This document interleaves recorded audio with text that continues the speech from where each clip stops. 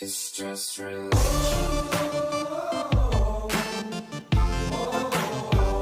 It's just religion. Hello and welcome to RS in 5 or Less, saying yes to avoid a mess.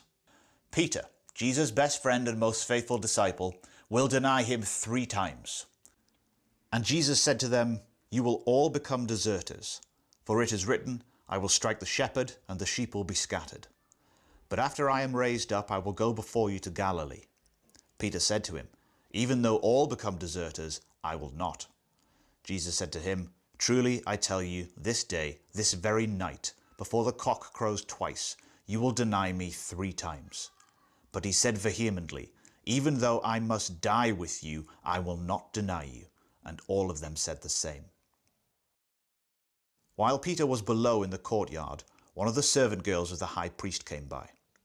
When she saw Peter warming himself, she stared at him and said, "You also were with Jesus, the man from Nazareth."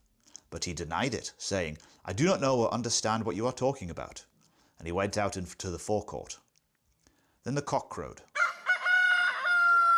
And the servant girl, on seeing him, began again to say to the bystanders, "This man was one of him." But again he denied it. Then after a little while the bystanders again said to Peter, "Certainly you are one of them, for you are Galilean." But he began to curse and swore an oath, "I do not know this man you are talking about." At that moment the cock crowed for a second time.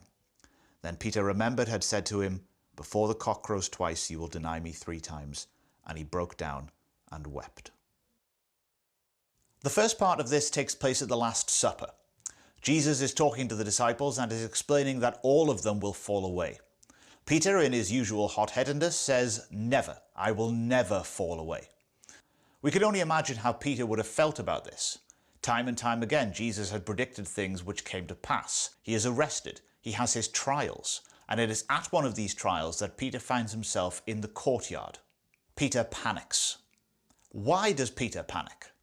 Peter picked a particularly poor point to do this.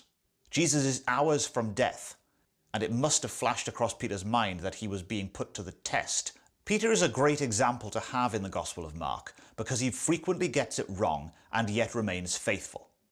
Don't forget that Mark is thought to have gotten the majority of his material from Peter. Why does Peter deny Jesus? It says elsewhere in Mark 14 that they all deserted him and fled. Why does Peter alone follow him to the courtyard? Maybe he's curious to see what happens to Jesus. Maybe he's ashamed for having run away. Why, when given the opportunity, did Peter deny ever knowing Jesus? "I do not know this man that you are talking about." He is acting out of fear. The fact that it was Peter and not James or John or Jude or Levi who denied Jesus can serve as both a warning and an encouragement for Christians today. Peter would go on to lead the church in Jerusalem and is recognized in the Roman Catholic tradition as being the first pope. He recovered from this terrible error he made on the night of Jesus' crucifixion. This points to discipleship being a journey.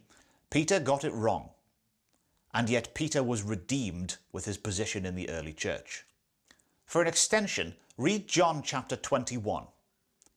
In this account, Jesus and Peter meet after the resurrection.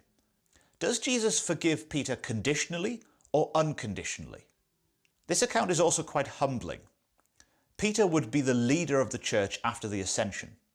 However, he is painted as just as flawed as anybody else. This serves as a comparison between Peter, the first example of leaders in the Christian church, with Christ. Christ is perfect in Christian theology, whereas everybody else is not. Peter serves as a wonderful example of somebody who can make a mistake and yet still serve a purpose in God's kingdom. Some questions to consider. Let me know your answers in the comments. Why do you think Peter denied Jesus, having been the only one who followed him to the courtyard? Which was worse, Judas' betrayal of Jesus or Peter's denial of him, and why?